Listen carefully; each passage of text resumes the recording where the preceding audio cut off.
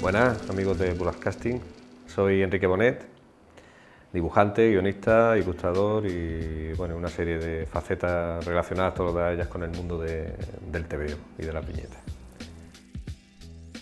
Bueno, yo empecé dibujando creo que desde niño, prácticamente desde que tenía uso de razón, y lo que me lleva a dibujar son los tebeos que me llegan a las manos. Y siempre hablo de mi madre, que fue yo creo que una pura intuición la que nos llevó a tebeo a casa.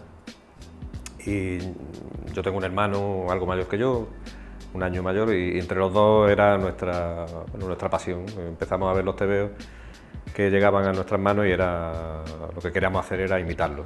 Y lo imitábamos no solo dibujando, sino haciendo revistas. O sea, nosotros queríamos hacer la revista tal cual. Nos imitábamos incluso distintas líneas editoriales, nos fijábamos en quién había detrás también de cada uno de los tebeos, de aquellas cosas que nos gustaban. Y empezó eso como un juego y que prácticamente ocupó buena parte de mi infancia. De manera un poco más seria, digamos, más de cara al público, empezó mi trabajo a finales de los años 80, desde el año 86. Entramos ya en contacto, mi hermano y yo, con un grupo de dibujantes de Granada, empezamos a conocer, siempre sales de ese cascarón que te crees que eres eres un bicho raro que no dibuja, o sea, el único que dibuja, pero empiezas a conocer gente con tu misma afición. Para mí eso fue fundamental, ¿no? El entrar en contacto con otros dibujantes de Granada.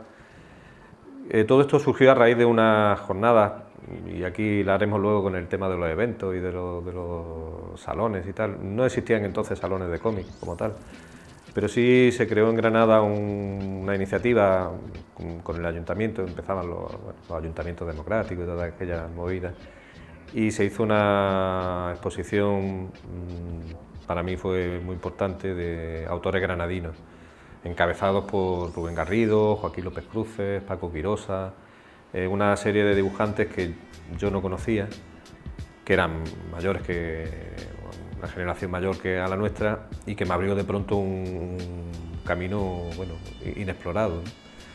Y ahí descubrimos pues, que había un montón de dibujantes en Granada y sobre todo un montón de maneras distintas de hacer tebeo. Y empezamos a crear nuestros primeros fanzines, Jarabe de Palo, Quema el Tebeo, Segunda Sonrisa, Toña Trustra, una serie de fanzines creados con muy pocos medios, pero creo que con mucha imaginación. Entonces intentábamos siempre hacer cosas distintas, con poca financiación, porque bueno, nos financiábamos buscando publicidad, engañando a los 4 tiendas, 4 bares de Granada, a los que le decíamos que hacíamos tiradas de 500 ejemplares, de tal, y en fin. Pero lo importante era conseguir un poco de dinero para hacer fanzines con fotocopias, pero siempre digo creo que con bastante imaginación en aquella época. De esos primeros fanzines, que teníamos un público, pero un público reducido, lógicamente, porque sí nos permitía contactar con gente de toda España, que hacía también ese mismo tipo de publicación, conocer a muchos aficionados de todo el mundo, o sea, de todo el mundo no, de toda España. Yo empecé también a publicar gracias a mi trabajo en la universidad. Empecé a trabajar en la UGR y empecé a publicar en publicaciones de la universidad, en la guía del alumno y en otra serie de publicaciones, y entre ellas la revista Campus, que era una revista que sacaba la universidad, que me dio la oportunidad de hacer una tira cómica que por lo menos me dio acceso a un público ya bastante más amplio. La tira se llamaba Cuestión de clase, que era una tira basada en la vida de un grupo de estudiantes, una tira semanal, que también fue un reto del primer trabajo, de decir, todas las semanas tenías que publicar y tenías que hacer un gag con una continuidad, y la verdad es que fue un trabajo que me gustó mucho realizar, y ahí también empecé yo a especializarme un poco más en el tema del humor gráfico. El campo del humor, que no ha sido el campo exclusivo en el que yo he trabajado, ni mucho menos, pero sí ha sido el que quizás profesionalmente, dentro de lo que se puede hablar de mi profesión, a lo que yo me he dedicado más, ¿no? El tema del humor. Y ahí, Cuestión de clase fue luego recopilado en un libro, en un pequeño libro que sacó Ediciones Veleta, y eso también me permitió enviarlo a muchos sitios y abrirme un poco de de contacto con otras, bueno, con editoriales que empezaron a ver mi trabajo, ¿no? Fue una manera de hacerme ver fuera del ámbito puramente local, ¿no? En toda esa época, estamos hablando ya de los años 90, mediados de los 90, finales de esa época, de esa década, yo estaba ya también tanteando con otro tipo de estilos. Y ahí fue cuando desarrollé el germen de lo que luego sería el Juego de la Luna, vamos, el libro del Juego de la Luna, que yo hice primero como un tebeo autoconclusivo de unas 24 páginas, un cómic en blanco y negro, con un estilo ya nada humorístico, intentando buscar un camino más cercano a lo que era el tebeo franco-belga, pero que quedaba a medio camino, ¿no? Entre un estilo más personal, con un blanco y negro bastante expresionista y tal, y lo que era el mundo narrativo de franco-belga, ¿no? Esto surgió también como una pequeña línea editorial que empezamos a crear en la Casa de Porras, que era también de la universidad, unos talleres que empezaron a funcionar en esa época, que llevaba yo junto con Munuera, con Luis Arance, con una serie de dibujantes de Granada también, que también, como siempre, pues lo que intentábamos era agrupar a gente, ¿no? Que es una de las cosas que a mí siempre más me ha gustado en esto de hacer tebeos, que es conocer gente y utilizar los tebeos para trabajar con otro grupo de personas, ¿no? Y eso en la Casa de Porras empezamos a hacerlo.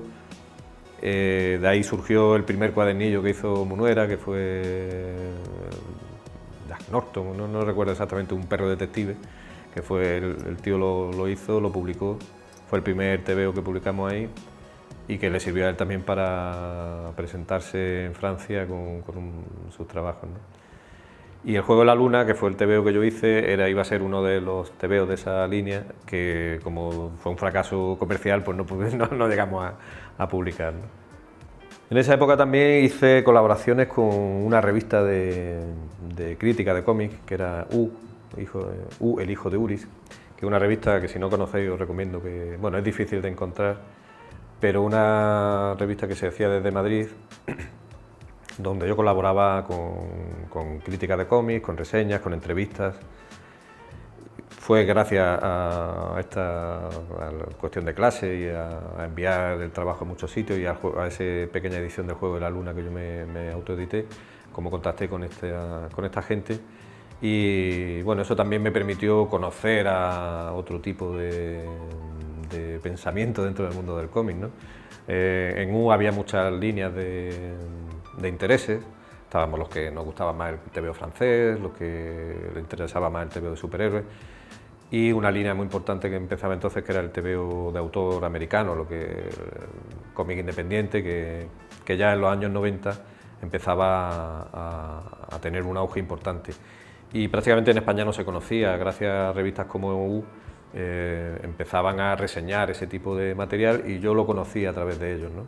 Conocí de primera mano pues, el nacimiento de la obra de Daniel Clowes o de toda esta generación de dibujantes que han sido también muy importantes, ¿no? para mí. Y bueno, yo en esa época, a finales de los años 90, empecé también a colaborar con el Batracio Amarillo, una revista de Granada, la revista de humor gráfico con más solera, con más tradición, donde a finales de esa época, entre los años finales de los 90, los primeros 2000, hasta 2004, 2005, confluimos un grupo de dibujantes, yo creo que importante de Granada, de gente, dibujantes de humor, como Jap, como López Rubiño, Paco Peña, Alex Romero, que hacía guiones, Lola Sánchez, El Gato, que era el director y el alma mater de la revista. Y la verdad es que creo que ahí había un buen conjunto de talento que nos reunimos y que llevamos a cabo una revista en su momento bastante interesante. Hubo un intento de sacar la revista a nivel nacional, de convertirnos en una especie de alternativa al Jueves, que era, por supuesto, la revista dominante, que sigue siéndolo, y el intento fue un absoluto fracaso. Pero sí nos permitió, bueno, afianzarnos mucho más en nuestro intento, ¿no? Y en el Batracio yo la verdad es que durante esa época produje, creo que es la época en la que más tebeos he hecho con con más rapidez y con porque había que producir al mes, no sé, había meses que hacía hasta 8 páginas, ¿no? Con lo cual para mí ya era bastante dentro de lo que era mi ritmo habitual de producción. Y eso me permitió también sacar un par de libros recopilatorios, que fueron Solo para inútiles y Páginas amarillas. Fueron 2 libros en el año 2001 y 2002, donde se recopilaba todo ese material, ¿no?, que yo había ido publicando ahí. Humor gráfico, donde desarrollé también una serie de personajes. No eran solo viñetas, sino historietas también, con una serie como de series, ¿no?, personajes que yo creé específicamente para la serie, para la revista, y que algunos de ellos he mantenido luego en otras publicaciones. En los años 2000, pues la cosa seguía dando muchos tumbos. Yo nunca me he dedicado profesionalmente a los tebeos, luego lo hablaremos con un poco más de detalle, pero siempre he estado vinculado a revistas, a publicaciones, y siempre donde me han llamado, pues allí he hecho cosas, ¿no? Y en esa época también tuve 2 colaboraciones para mí muy importantes, que fueron la revista Dibucomics, que fue una revista que creó Norma en el año 2004, creo recordar, que era una revista que nace de su revista madre, que era Dibus, que estaba una revista que tuvo mucho éxito, dedicada al mundo de la animación, de las películas para niños y tal, y intentaron crear una revista solo de cómics, aprovechando el éxito de Dibus y con dibujantes españoles en su mayoría, ¿no? Lo cual era un proyecto muy interesante. Además no pagaban mal para lo que era la época. Y yo ahí desarrollé una serie que se llamaba La Biblioteca de Parnaso, que era también una especie de parodia del mundo de fantasía, de un niño que vivía en una biblioteca donde salían todos los seres mitológicos que había en los libros medievales, ¿no?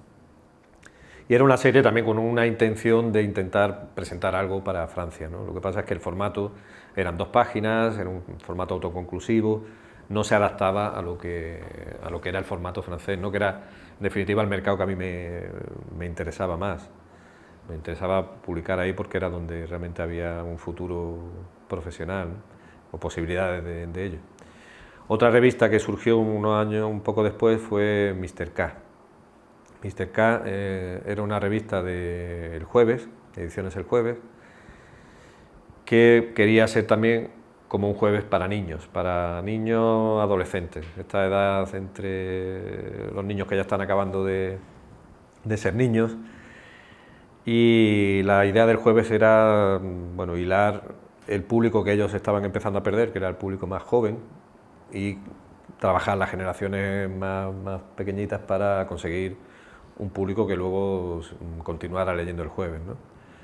Mr. K, lo mismo, fue un proyecto yo creo que muy ilusionante, muy chulo en principio, porque estábamos un montón de dibujantes, todos españoles. Ahí sí es verdad que era todo producción propia, bien pagado también, con un ritmo de producción semanal, y era una paliza. O sea, para mí sí que fue un reto, porque yo estaba trabajando y tenía además otro tipo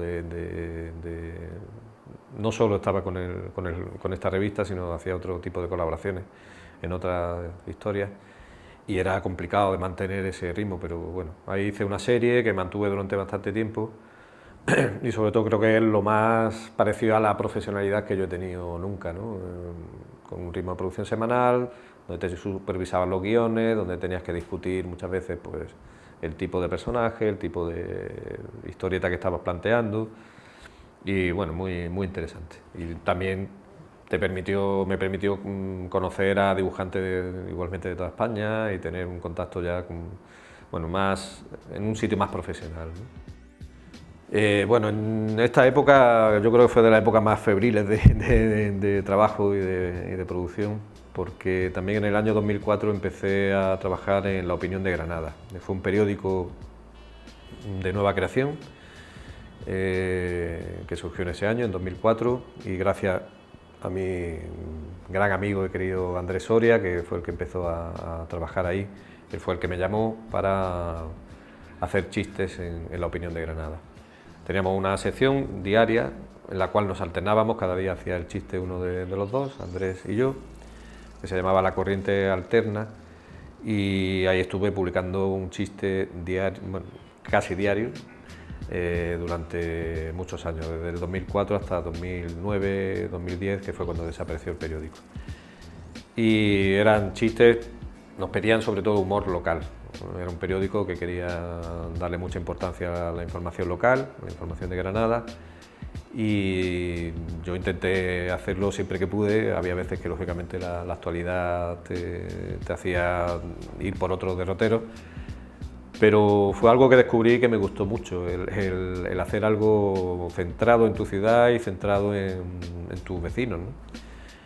Algo que de verdad me gustó muchísimo y que me gustaría retomar, porque el tema del humor gráfico diario, de tomarle el pulso a la actualidad, de informarte, de implicarte, o sea, el hecho de tener que opinar sobre algo te hace informarte, implicarte también en la propia vida de tu ciudad, de tu ayuntamiento, y también intentando siempre darle un giro muy social. Yo siempre decía que el humor gráfico a veces peca de hacerle demasiado caso a los políticos y demasiado poco caso a la gente, ¿no? Entonces yo intentaba también no hacerle tanto caso a la última chorrada que hubiera dicho el político de turno, sino centrarme más en los problemas de la ciudad, ¿no?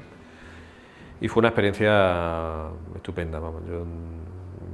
Ahí también desarrollé otra línea de trabajo que nunca había hecho, que fueron las caricaturas. Durante todos esos años, casi de casualidad también, a través de algún chiste que hice, donde creo que era el arzobispo de Granada, famoso, al que dibujé, pues gustó mucho ese dibujo en el periódico, y empezaron a encargarme caricaturas de personajes de Granada, que era algo que nunca había hecho, y muy bien. Fue también otra experiencia muy, muy interesante, porque todas las semanas tenía que hacer un perfil de un personaje granadino, que también fue otra cosa que nunca había desarrollado y que me gustó mucho. Paralelamente al tema del periódico, de la opinión, o casi paralelamente, en el año 2006 creo que empezamos a montar una página web, un blog, que era Irreverendos, un blog de humor, un blog colectivo. Esto surgió realmente casi por iniciativa mía también, porque bueno, el Batracio Amarillo continuaba, pero el grueso de dibujantes, o muchos de los dibujantes que habíamos colaborado con el Batracio, por diversas circunstancias habíamos dejado de hacerlo. Y yo tenía muchas ganas de seguir trabajando con gente como López Rubiño, como Paco Peña, como Jap, como Alex Romero, con toda esa gente con la que yo, aparte de compartir una revista, compartía gustos, compartía una afición, y había ahí yo creo, un caldo creativo que queríamos seguir desarrollando, ¿no?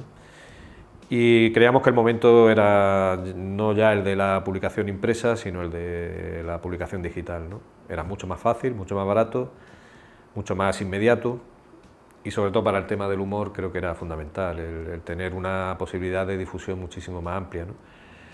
Y lo creamos en formato de blog, un formato diario, donde todos los días uno de los dibujantes publicaba algo, no solamente dibujos, había también textos, incluso nos lanzamos al mundo audiovisual con el vídeo, con Hub hicimos varias animaciones, con doblaje, en fin, nos permitía desarrollar todas las chorradas que nos pasaban por la cabeza y hacerlo casi de un modo inmediato, ¿no? Intentábamos también todos los meses, dedicábamos a un tema de cierta actualidad, y muchos de los chistes o de las entradas que metíamos en el blog iban en torno a ese tema, ¿no? Y sobre todo lo que más nos permitía era el tener esa interrelación con el público, porque gracias a los comentarios había un feedback que era muy, muy interesante, y a veces era lo mejor de cada entrada, ¿no? Porque había determinados chistes que tenían, bueno, los comentarios que te llegaban de todo el mundo, porque era otra de las ventajas.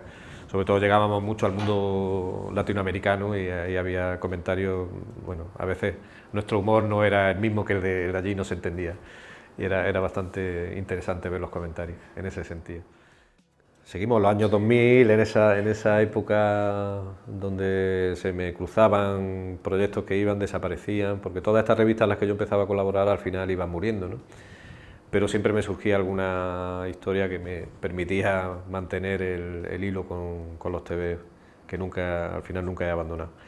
Pues también en el año 2006, 2007 empecé de una manera un poco rocambolesca a colaborar con una editorial sueca, Liber, que es una editorial de libros de texto, de libros educativos, y contactaron conmigo para hacer una serie de cómics para unos libros de enseñanza de español. Y eran cómics basados en una pandilla de amigos que vivían en un circo, iba deambulando por España. Entonces tenía que hacer una serie de historietas en muchos sitios, cada una ambientada en un lugar de España y en formato cómic, ¿no? Un proyecto que, bueno, en principio me resultó por lo menos curioso y con la que me permitió luego estar un montón de años colaborando con esta editorial, porque, bueno, el estilo que yo hacía iba perfecto para lo que ellos buscaban, para este público adolescente, de niños que también estaban empezando a iniciarse en los idiomas.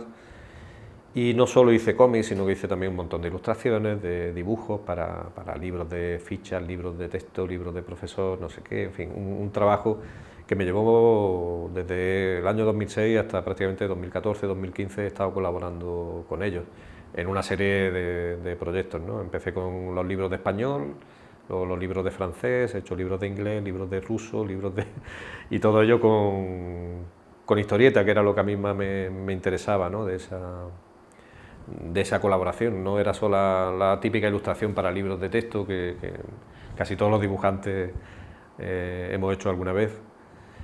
En este caso era desarrollando una serie de cómics. Los guiones no eran míos, eran guiones que me venían ya hechos, pero bueno, yo intentaba siempre darle una forma muy personal y la verdad es que me lo pasé muy bien durante todos esos años. Y es otro campo, creo también, que los dibujantes tenemos que explorar, ¿no? Yo siempre digo, cuando me preguntan un poco por mi trayectoria y tal, yo más que una trayectoria, lo mío son líneas discontinuas y líneas curvilíneas, ¿no? Y voy tocando muchos campos, desde el humor gráfico hasta el libro didáctico, hasta la ilustración también. Pero creo que el TVO debe adaptarse a todo eso y es una de las grandes armas que tenemos y que creo que todos los dibujantes que anden un poco perdidos o pensando es que mis TVOs no le interesan a nadie. Es que a lo mejor lo que hay que buscar adaptar tu TVO a algo que interese o que esté demandando cualquier sector educativo, sector comercial, que quiera comunicar algo, y a través de los TVOs yo creo que se puede comunicar cualquier cosa, ¿no? Y eso yo lo he trabajado y además me lo he pasado muy bien haciéndolo, o sea, no es un trabajo que desmerezca en absoluto, ¿no? Después de todo esto de Liber, o paralelamente con esto, pues bueno, mi pasado vuelve, la voz de José Luis Munuera, que en el año 2008-2009, bueno, yo siempre había tenido mucho contacto con él, habíamos compartido muchos proyectos, muchas historias, pero Munuera, a él le gustaba mucho el TVO que yo dibujé en su momento del Juego de la Luna, ¿no? A él aquel TVito le había tocado y bueno, él estaba también en un momento clave de su carrera y me llamó con la idea de adaptar el Juego de la Luna a un proyecto más pensando en el mercado francés, franco-belga, darle un formato de álbum, dibujado por él, lógicamente, y desarrollando mucho más la historia que estaba prácticamente esbozada en aquel TVO de 24 páginas, ¿no? Y así nació el guión del Juego de la Luna, donde fue una colaboración muy directa y muy estrecha con José Luis, porque bueno, participábamos los dos, tanto del guión como de... Yo no dibujaba directamente, pero sí que había mucha parte de mi TVO original ahí engarzado también, ¿no? En las propias imágenes de Munuera. Y bueno, Fue un trabajo estupendo porque se publicó en Francia con Dargaud, tuvo una aceptación muy buena en Francia, en España lo publicó Astiberri, tuvimos algún reconocimiento, bueno, fuimos seleccionados en Francia en el Salón de Angoulême como una de las obras del año, y en España pues tuvo también un premio en Expo Comic, y en el Salón de Barcelona fue elegido por el público como mejor obra, ¿no? Siempre me queda la satisfacción de que es el público los lectores son los que han hecho esta obra suya, ¿no? Más que ha tenido más reconocimiento, digamos, por parte de los lectores que por parte de, bueno, de premios oficiales, ¿no? Pero es un cómic que Munuera sigue diciendo que a él le siguen pidiendo firmas por donde va, ¿no? Que los lectores todavía siguen recordando. Y bueno, estoy muy satisfecho de aquella colaboración. Después del Juego de la Luna, me meto casi de cabeza en un proyecto ya muy distinto y muy personal, que fue La Araña del Olvido, en el que empecé a trabajar pues poco después del Juego de la Luna. Empecé a trabajar en 2009-2010, ya llegó a mis manos el libro en el que se basa esta historia, y desde entonces estuve dándole vueltas a ese proyecto, ¿no? No ha sido lo único que he hecho en esa época, porque bueno, he estado también con otras historias, sobre todo con el trabajo para los suecos, pero sí que ha sido el proyecto en el que me empeñé. En principio iba a ser un guión para un dibujante granadino también, para Carlos Hernández, que habíamos hablado de... Él estaba trabajando entonces en su TVO sobre Lorca, y hablamos de la posibilidad de hacer. Él conocía también el libro Miedo, Olvido y Fantasía, en el que se basa en gran medida este trabajo, y yo empecé a escribir el guión, bueno, pensando en que él lo podría dibujar. Finalmente no fue así, y el proyecto estuvo parado mucho tiempo, también por algún tipo de problema no legal, pero sí yo tenía mucho interés en hablar con la autora del libro, con Marta Osorio, para que en cierta medida ella me autorizara a hacerlo, ¿no? Que no hubiera ningún tipo de problema. Eso me ha llevado mucho tiempo también, por diversas circunstancias, pero mientras tanto yo empecé a trabajar en el guión, lo desarrollé, lo escribí entero, y empecé también un momento en que ya me lancé a dibujarlo. Empecé a dibujar una serie de páginas, y con un proyecto ya de unas 20 y tantas páginas se lo mandé a la editorial Astiberri, que era la que había publicado El Juego de la Luna, y enseguida me contestaron que sí, que les interesaba el proyecto y que para adelante, ¿no? Entonces eso me dio una gran confianza de, bueno, si aquí ha habido una respuesta tan inmediata, pues es que el proyecto puede ser interesante, ¿no? Y ahí me lancé entonces a esta historia, que al final fueron 160 páginas, un trabajo de mucha documentación, de mucha soledad también, porque ha sido hecho eso, ¿eh? Creo que es la primera vez que yo he trabajado tanto tiempo en algo solo para mí, escrito y dibujado por mí, y donde yo me he tenido que buscar prácticamente todo, ¿no? Y es la historia, bueno, si no la conocéis, la historia de Agustín Penón, que fue el primer investigador que a mediados de los años 50 viene a Granada para investigar sobre la muerte de García Lorca. Y fue una historia real, un hombre que llegó a investigar mucho sobre este tema, descubrió muchas cosas que hasta ese momento no se conocían, y inició una línea de investigación muy importante que luego otros investigadores han seguido, pero por extrañas circunstancias no llegó nunca a publicar ese gran material, ¿no? Y lo que sí nos dejó fue una maleta llena de notas, llena de recuerdos, llena de fotos, llena de documentos, a los que Marta Osorio le dio forma en ese libro que he citado antes, y que yo he convertido en una especie de thriller psicológico que transcurre en una Granada oscura, dominada por el miedo a hablar, el miedo al recelo, y donde todavía estaban muy vivos los rescoldos de la guerra, ¿no?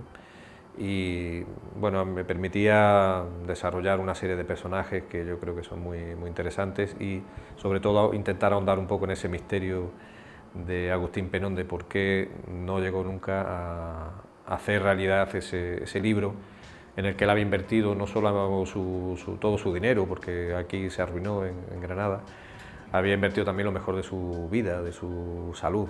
Se fue de Granada prácticamente con los nervios de punta, con una salud quebradiza y prácticamente arruinado, y con la intención de escribir ese libro que al final, bueno, pues no llegó a publicar, ¿no? Y La araña del olvido intenta ahondar un poco en esas razones por las que no lo hizo, ¿no? Es un campo, la novela gráfica, al que yo me he lanzado casi de casualidad, ¿no? Porque nunca había hecho nada en esa línea. Pero sí creo que el mercado actual nos permite desarrollar este tipo de cosas, pero siempre creo que son apuestas muy personales. La novela gráfica sí es verdad que está abriendo un campo muy interesante en cuanto a abrir muchas líneas narrativas, muchos estilos distintos, muchos campos de interés que hasta ahora prácticamente la historieta no había tocado. Si había alguna duda al respecto, yo creo que con la novela, este movimiento de novela gráfica bueno, nadie puede tener duda de que hoy día ya con la historieta se puede hablar de cualquier tema, y creo que con la profundidad y con la densidad de cualquier otro medio narrativo, y eso creo que sí es una aportación importante de la novela gráfica. Pero desde un punto de vista profesional creo que es complicado hoy día dedicarse plenamente a ella, ¿no? Es verdad que hay muchos autores que están probando por ahí, y algunos de ellos con gran éxito, como Paco Roca, Santiago García en los guiones, y creo que están abriendo un camino muy interesante para trabajar, ¿no? Pero entiendo también que el esfuerzo que te requiere y la dedicación que requiere hacer una novela gráfica de cierta densidad es difícil que económicamente compense, por lo menos a un corto plazo, ¿no? Normalmente las editoriales lo que te dan es un anticipo sobre las posibles ventas. Con ese anticipo pues, normalmente no pagas el trabajo que te ha requerido un mínimo de 6 meses, un año. En mi caso han sido bastante más, 2, 3 años puedo decir de trabajo. Lógicamente económicamente es muy difícil que eso se compense, a no ser que consiga publicar algo que interesa a muchísima gente, que tenga un éxito editorial. Estamos hablando ya de 10.000 ejemplares para arriba, que son muchos ejemplares, y hay gente que lo está consiguiendo, ¿eh? En España, gracias a la novela gráfica. O sea, yo creo que es un terreno muy interesante y que en absoluto hay que despreciar, ni muchísimo menos. Bueno, después de esta cosa tan profunda y tan seria que es La araña del olvido, uno sigue haciendo tontadas, y que es lo que más nos gusta de estos dos tebeos, que por un lado lo que siempre he dicho, que es juntarme con amigos y con más dibujantes y liarnos la manta a la cabeza para hacer chorradas juntos. Y de ahí nace un poco el Hormigas, que es un fanzine en el que llevamos 4 números, sacamos uno al año, que surge también gracias al tema de los festivales de cómic y los eventos y demás, ¿no? Que algo que en mi época no existía. En mi época, hablo de cuando yo empezaba a dibujar, no existía ese concepto del salón del cómic o del espacio grande donde se concentran todos los aficionados a la historieta, que nosotros vivimos un poco desde fuera, pero gracias, en este caso fue Fixzone, que nos permitió poner un stand y nos subvencionaba un poquito de la publicación. Y a ver, ¿por qué no hacemos una revista de nuevo y nos juntamos y sacamos este tebeo, que también surge un poco como homenaje a Andrés Soria? De ahí viene el Hormigas, la AS. Andrés Soria, que falleció hace unos pocos años, al cual le dedicamos también una exposición, los amigos, le hicimos también un libro con parte de su trabajo como humorista gráfico. Dibujos, él hacía unos chistes mudos que eran para nosotros muy interesantes, y con eso le montamos una exposición y sacamos un libro. Y después de aquello dijimos, pues vamos a hacer una revista.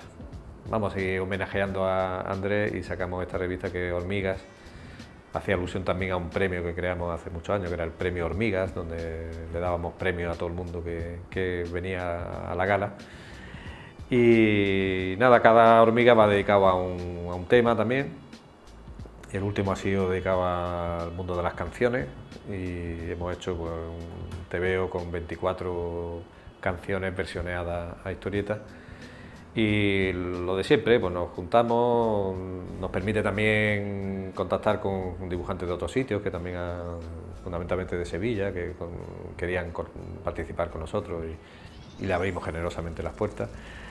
Y nada, y nos da la ocasión de celebrar el que estamos haciendo TVO juntos y dedicar unos días en el Free pues, a hacer dibujos y a hacer unas presentaciones siempre muy locas y muy disparatadas y sobre todo a pasárnoslo bien con los TVO, que de eso se trata. Y a mí me permite un poco cerrar el círculo también, sigo haciendo fanzines después de tantos años, ¿no? Pues ahí seguimos, ahí seguimos. En cuanto a la técnica o el método de trabajo que utilizo, bueno, yo soy muy tradicional en eso, no utilizo cosas muy extrañas, es decir, una hoja de papel, un lápiz, tinta china y plumilla, básicamente es lo que yo utilizo, ¿no?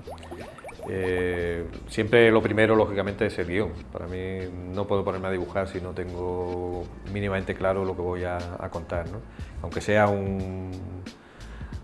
una tira cómica, tengo que tener escrito mínimamente lo que se va a contar, secuenciado en viñetas, dividido más o menos en el espacio que va a ocupar cada uno de los textos. Esa es la primera fase siempre, un pequeño boceto. Cuando he trabajado para otros dibujantes, como en el caso del Juego de la Luna, el guión fue previo, pero es un guión muy distinto a como he hecho guiones otras veces, porque trabajamos con una libertad muy grande, tanto él como el dibujante Munuera como yo, y yo planteaba la historia en formato de secuencias. Es decir, había una secuencia que se transcurría en el bosque, la secuencia del bosque, daba unas pinceladas sobre el ambiente que quería o que yo pensaba que era el bueno para esa secuencia y describía diálogos y algo de acción, pero sin secuenciarlo en viñetas, ni en páginas, porque eso se lo dejaba a Munuera, que en eso es un maestro, y además le daba la libertad de utilizar el espacio que él quisiera oportuno. Normalmente no es así como se trabaja, porque sobre todo en el formato franco-belga trabajas con un número de páginas determinado, 46, 62 páginas, y tienes que ceñirte muy estrictamente a ese espacio, entonces tienes que pensar muy bien en cada una de las viñetas y cómo lo que haces en cada una de ellas, ¿no? O si es historieta española, pues hacer historietas también de una página, de 2 páginas, de 8 páginas, cuando se hacía para revistas. Igualmente tienes que secuenciarlo todo muy bien, ¿no? Ya digo que en el Juego de la Luna fue casi un experimento, porque no teníamos límite en cuanto al número de páginas. Así nos salió muchas más de las que en principio habíamos previsto, pero eso nos permitió trabajar con una libertad que creo que se nota en el propio TVO, ¿no? En cuanto al proceso ya de dibujo, mi técnica habitual, pues como digo, boceto a lápiz, un boceto pequeñito, luego siempre dibujo a lápiz, un dibujo bastante acabado. Yo tengo también distintos estilos de dibujo en función de la historia. La araña del olvido, digamos, es lo más serio que he dibujado, un estilo un poco híbrido, no acaba de ser realista al 100%. Porque yo vengo del dibujo de humor, es lo que yo básicamente he hecho siempre y lo que controlo más. Me cuesta trabajo cuando tengo que hacer determinados escorzos, determinados fondos, todo ese tipo de cosas no es lo que yo domino. Pero bueno, lo he intentado y me apoyo, en este caso también me he apoyado mucho en la fotografía, lógicamente, en la documentación de la época. Y en muchos casos he utilizado un sistema muy pedestre, pero que a mí me ha funcionado, que ha sido coger directamente fotos cuando tenía que dibujar un edificio o un fondo complejo. Cogía la foto y la encuadraba directamente con Photoshop, hacía el encuadre que yo quería y ampliaba, reducía, componía la viñeta a partir de esa foto. Sobre esa foto trazaba el dibujo, ¿no? Lo utilizaba como modelo, a veces con cuadrícula, con un sistema muy antiguo de hacer mi cuadrícula, y eso era lo que yo trasladaba a la viñeta, ¿no? Y me ha funcionado bien en ese sentido, porque luego ya cuando lo pasas al dibujo me permite hacer una línea más personal, no voy calcando sino trasladando esa foto, copiándola, pero a mi estilo, ¿no? Dibujo a lápiz, yo entinto habitualmente con plumilla, soy de los que todavía utiliza la plumilla, la Guillot 170, que es la plumilla que suelo utilizar y que cada vez me cuesta más trabajo de encontrar, porque ya están desapareciendo. Y bueno, alterno varios tipos de plumilla y también utilizo a veces rotulador o pincel donde hace falta, ¿no? Donde tengo que utilizar una línea más gruesa o donde tengo que hacer un trazo más directo, más fresco. Alterno con rotuladores, con pentel o con pinceles también, ¿no? Yo he utilizado también, he trabajado mucho tanto con color como en La araña del olvido con grises, con escala de grises. Todo ese trabajo de color lo he hecho normalmente con color digital. Escaneo las páginas y hago con colores. Normalmente yo utilizo un color plano, no intento ser muy pictórico en el color. Un color muy narrativo y muy tintas planas, metiendo luces donde hace falta. Y todo ese trabajo sí lo hago con Photoshop. En La araña del olvido igualmente ha sido también todo el trabajo de grises, ha sido hecho con tramas digitales, hecha con Photoshop. Y también el tema de la rotulación, que es uno de los engorros más grandes que hay, sobre todo cuando tienes que hacer 160 páginas. Pues me he buscado una fuente, un tipo de letra que más o menos iba bien con lo que yo buscaba, y eso es lo que... Eso además te permite, cuando tú eres también el autor de la historia, me ha permitido jugar mucho con los textos porque los he cambiado continuamente. De lo que yo tenía escrito, cuando ya dibujo y cuando ya rotulo directamente en el ordenador, en ese proceso voy quitando todo lo que puedo, voy intentando, a pesar de que el libro tiene muchísimo texto, en el guión había mucho más todavía, ¿no? Entonces ahí hay un proceso también de limpia que ha ido creciendo conforme el TVO se iba haciendo, ¿no? Y bueno, básicamente ese es mi método de trabajo. Sencillito. Sí.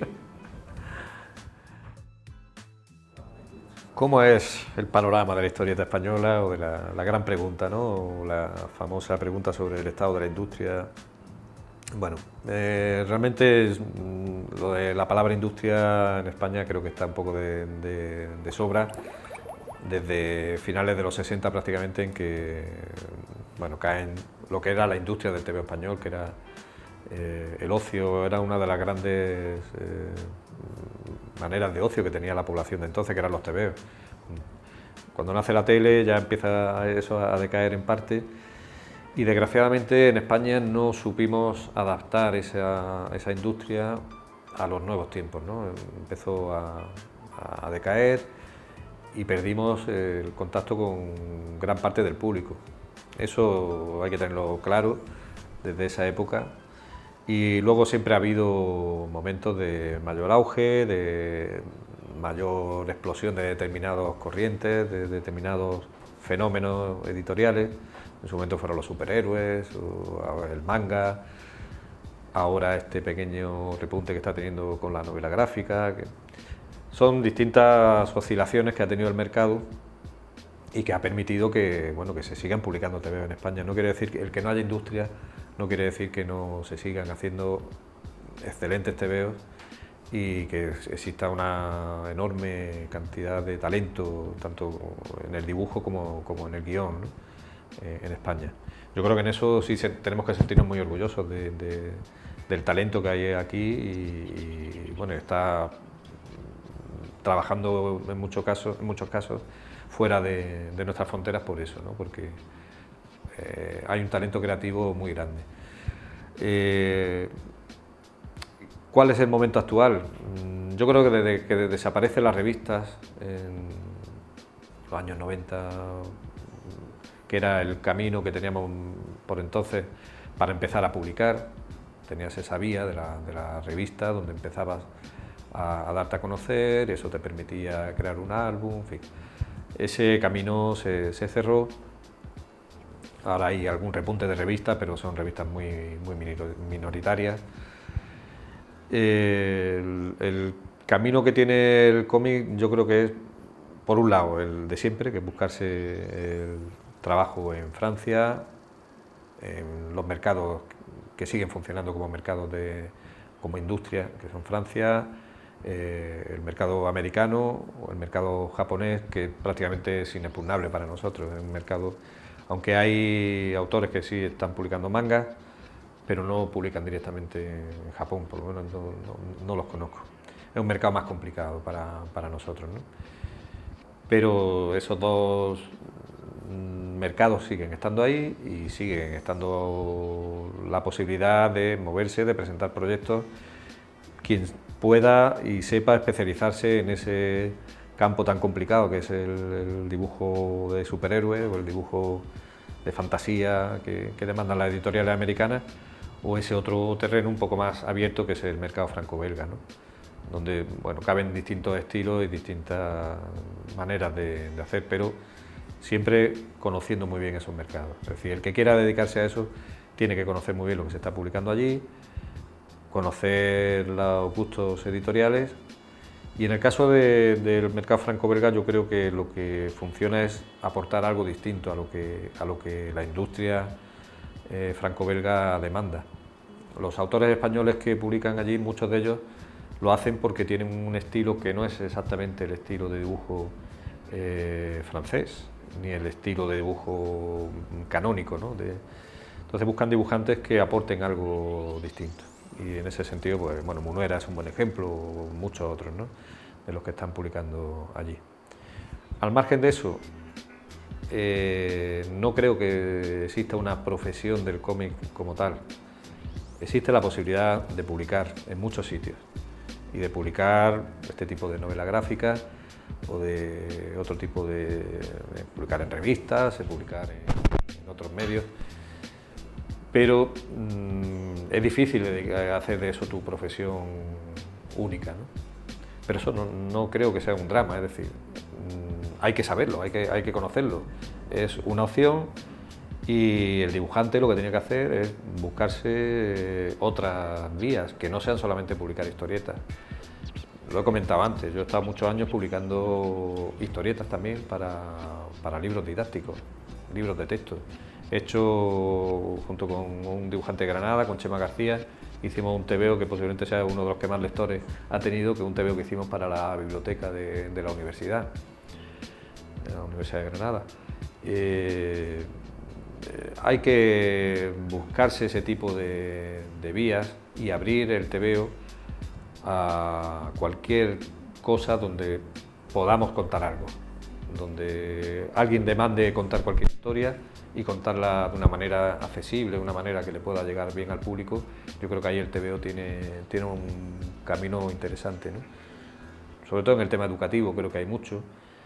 En el tema, la novela gráfica también ha permitido crear TVO yo he leído cosas desde explicando temas de física o temas de filosofía,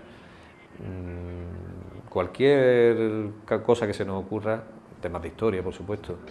Ahora recientemente ha salido un libro muy interesante de la historia de la Guerra Civil, escrita por Paul Preston y dibujada por un dibujante malagueño, por José Pablo, que mezcla cómic con historia, ¿no?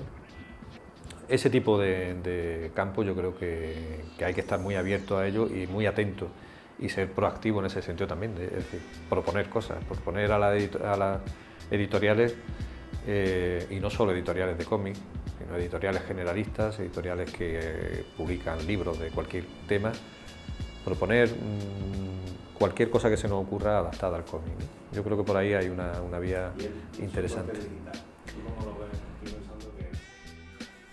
Respecto al cómic digital o el soporte digital como una nueva vía de de publicación del cómic, de difusión, está claro que como como soporte de difusión es ideal. Aparentemente tiene todas las ventajas, ¿no? Tanto para el autor como para el propio editor o promotor de la plataforma donde eso se distribuya, ¿no?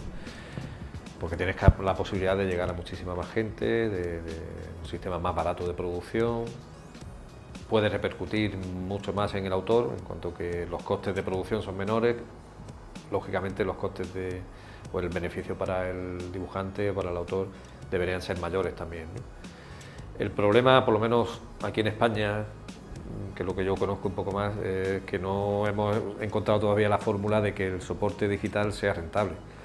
De lo que incluso en webcomics o en páginas que tienen mucha difusión, que tienen mucho público, hay webcomics que han tenido éxito y bueno, hay muchos autores que se han labrado ahí su nombre y su carrera directamente ahí, ¿no? El problema es cómo ese éxito popular, entre comillas, lo conviertes en algo que te permite comer de eso. En muchos casos lo que ha permitido a esos autores es, bueno, dar el salto a otro tipo de publicaciones, a editoriales que a su vez lo han fichado. En definitiva, el webcomic se ha convertido en un soporte de difusión o de promoción, ¿no? ¿Cómo hacemos rentable eso económicamente y cómo acostumbramos a la gente a pagar?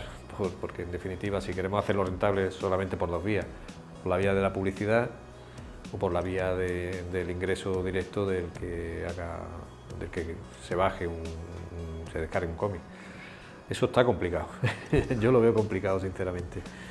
Por lo menos en España, donde estamos muy poco acostumbrados a pagar por algo que podemos obtener gratis, ¿no? Por otra vía.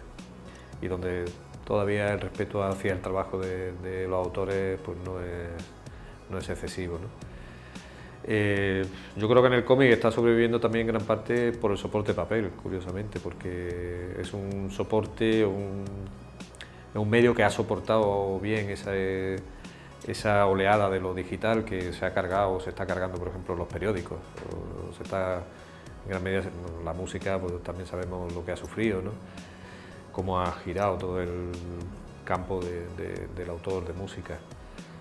Que también tiene otra vía, que es la vía del concierto, la vía, ¿no? Es un poco lo que utiliza el soporte digital para dar a conocer su trabajo y permitirse ganarse la vida dando conciertos, la música en vivo, ¿no? Pues a veces el dibujante también tiene que ir pensando un poco en eso, cómo el soporte digital nos puede dar un escaparate para darnos a conocer en otros ámbitos, ¿no? Yo también he hablado muchas veces en otros sitios de cómo el cómic no necesitamos el aprecio cultural o el aprecio, o sea, no es algo que a mí como lector de cómic o como autor me vaya a dar un prurito de que el TVO sea mejor o peor, por el hecho de que tenga un mayor o menor reconocimiento social o reconocimiento cultural. Pero sí creo que el hecho de que culturalmente, lo que son las instancias culturales o las entidades culturales, en los medios de comunicación sobre todo, el cómic tenga un reconocimiento mayor, sí que va a permitir a los autores de cómic el abrirse campo en otros terrenos profesionales, como son el dar clases, el dar conferencias, el colaborar con periódicos, en ilustrar un artículo de opinión. Es decir, en definitiva, que el autor de cómic sea reconocido como un elemento más de la vida cultural de un país, ¿no? En ese sentido sí me parece muy interesante, muy importante el que los medios y las instituciones reconozcan el TVO como una vía de expresión tan válida como cualquier otra, ¿no? Porque nos permite, en definitiva, formar parte de la industria de la cultura, que es una industria que en España debería ser pionera, porque creo que si de algo puede exportar este país y puede presumir de talento cultural, de talento creativo, de energía creativa, en muchos ámbitos, en el ámbito del arte, de la pintura, en fin, en cualquiera, ¿no? Creo que en eso España siempre, y además tenemos tradición en eso, en la literatura, y me parece un suicidio como país el que eso no se explote y el que los autores en cualquier ámbito sean reconocidos como parte, como parte del orgullo de tu país, ¿no? Y es una de las cosas que yo nunca he entendido. Y en ese sentido creo que está bien que el cómic también forme parte de eso, sin quitarle ninguna otra de sus caras más, bueno, más radicales o más contestatarias o más independientes, porque gracias también a esa estar al margen de la industria, el cómic también ha creado, bueno, ha tenido una capacidad de libertad y de decir lo que le ha dado la gana mucho más grande que otros medios, ¿no? Ojalá eso no se pierda nunca.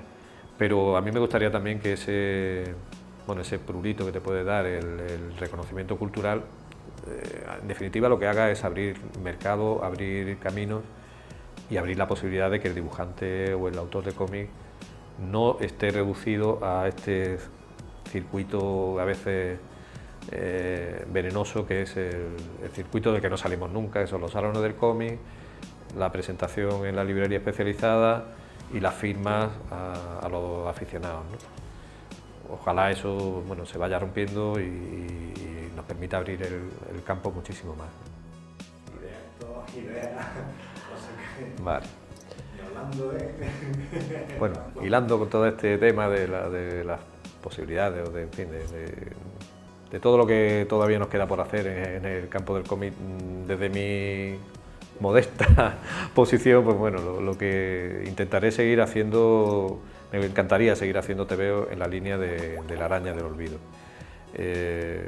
Creo que es un tipo de cómic con el que he conseguido contactar o conectar con un público que no es habitual lector de cómic, que es algo que a mí siempre me ha interesado. El llegar a interesar a través del TVO a un público que no ha leído un TVO o que lo ha leído lo ha leído esporádicamente, ¿no? Yo creo que nos centramos demasiado siempre en nuestros lectores, en los lectores que conocen ya nuestra tradición de cómics, nuestros personajes, y nos olvidamos un poco del público lector que hay fuera, que es muchísimo más grande. Y es por donde yo creo que el cómic debe avanzar, ¿no? Clarísimamente, yo eso lo tengo claro. Por mi parte intentaré hacer algún TVO más en esa línea. Estoy ya pensando en algún proyecto también. Lo que pasa es que, bueno, después de una historia tan trabajosa como esta, el meterme en un TVO tan largo y todo lo que se me ocurre ahora mismo son historias largas también. Entonces quiero dejarlo un poco en reposo. Estoy tomando notas, leyendo, empezando a documentarme también de alguna historia que tengo en cabeza. Y así como proyecto más inmediato, que sí que me gustaría ponerme ya a realizarlo, es un guión para José Luis Monuera, de nuevo, otro trabajo en colaboración que ojalá podamos llevar a cabo. Llevamos mucho tiempo después del Juego de la Luna dándole vueltas a hacer otra historia. De hecho ya había un guión ahí medio escrito sobre algo que transcurría en el mismo universo de Aldea, donde transcurría el Juego de la Luna, con algunos de los personajes que aparecían ahí. Pero por distintos motivos José Luis prefiere de momento aparcar eso y no volver al mundo de Aldea. Pero sí queremos hacer una historia ambientada en ese mundo rural. Mi idea es hacer una cosa bastante más cercana, bueno, ambientada en los años 30, una idea centrada en un grupo de aventureros que había en la época, que eran las misiones pedagógicas de la República. Una historia sobre la que me he estado documentando ahora y que me interesa mucho también, porque era un intento de llevar la educación, la cultura, el arte español a los lugares más recónditos de nuestra geografía, aldeas que prácticamente no llenas de personas que no sabían leer, que no habían tenido acceso, no habían salido nunca de su pueblo. Y había ahí todo un mundo de esa gente con ese espíritu del que estaba creando un mundo nuevo, que era el mundo de la República, ¿no? Gente joven, gente con mucha inquietud, gente cultivada y tal, que llegaba a esos sitios escondidos y donde había ese choque de intereses y de culturas, ¿no? Y sobre ese mundo rural es sobre el que quiero construir ese guión en el que estoy trabajando ahora mismo. Y como proyecto más inmediato, aparte de ese, volver a la ilustración también, porque tengo pendiente un libro desde hace tiempo de ilustración, basado en el Conde Lucanor, que tengo que hacer, y que tengo muchas ganas también de volver a otro estilo de dibujo, volviendo a la acuarela y a un estilo de dibujo mucho más tradicional. Y seguir escribiendo sobre todo, y con proyectos de guiones que me gustaría también algún día ver dibujados por otros dibujantes de Granada a los que me gustaría tirarle los tientos. Bueno, pues por último, nada, me gustaría agradeceros por supuesto a José de Broadcasting Comics el haber tenido la paciencia de escucharme durante tanto rato, y por supuesto a todos los espectadores que estéis al otro lado de la cámara viendo esto. Y sí me gustaría agradecer a todos los lectores de TVOs que siguen existiendo en el mundo mundial, porque gracias a ellos seguimos dibujando y seguimos pensando en nuevas historias, ¿no? Y que no decaiga, que siga habiendo muchos lectores y que podamos seguir hablando durante muchos años de este mundo maravilloso de las viñetas. ¡Hasta luego!